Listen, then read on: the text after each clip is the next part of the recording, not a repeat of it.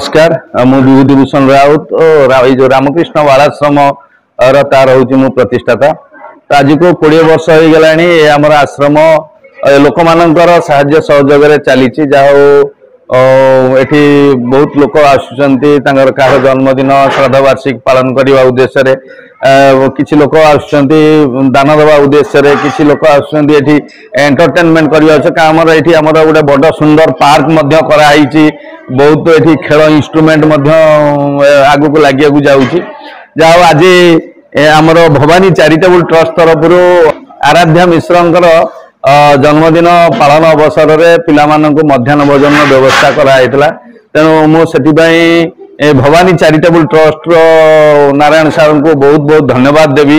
खाली आज सी आसी ना विभिन्न कार्यक्रम जगन्नाथ पंचरात्र कार्यक्रम पिलामानंकु सामिल करिसेंती। आगामी रज कार्यक्रम गोटे 15-17 वर्ष है जो रज कार्यक्रम चलैछंती से रज कार्यक्रम पिलामानंकु सामिल करने से निमंत्रण दे सारे जाओ से बहुत बहुत धन्यवाद तांकर सहयोग ठाऊ। तथा मु समस्त ये चैनल को देखुवा प्रत्येक दर्शक मानू मु अनुरोध करी से माने ए आश्रम उन्नति सहयोग हाथ बढ़ातु समस्ते किसी ना पिलांकर जन्मदिन हो निजर जन्मदिन कार सांगसाथी बंधु परिजन जन्मदिन श्राद्ध वार्षिक आपण मैंने पालन करूँ।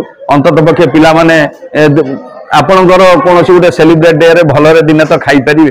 धन्यवाद। जय भवानी चैरिटेबल ट्रस्ट 2017 रु अवहेलित गुरुजन वरिष्ठ नागरिक पिला जो सागर गोटे कार्यक्रम सब कि मुहूर्त गुरुजन और परिवार सहित कि मुहूर्त अवहेलित गुरुजन और पिला सहित आम चाहूँ कि समय कटाई कि सी गोटे दिन जो खुशी मन में आसवा दरकार।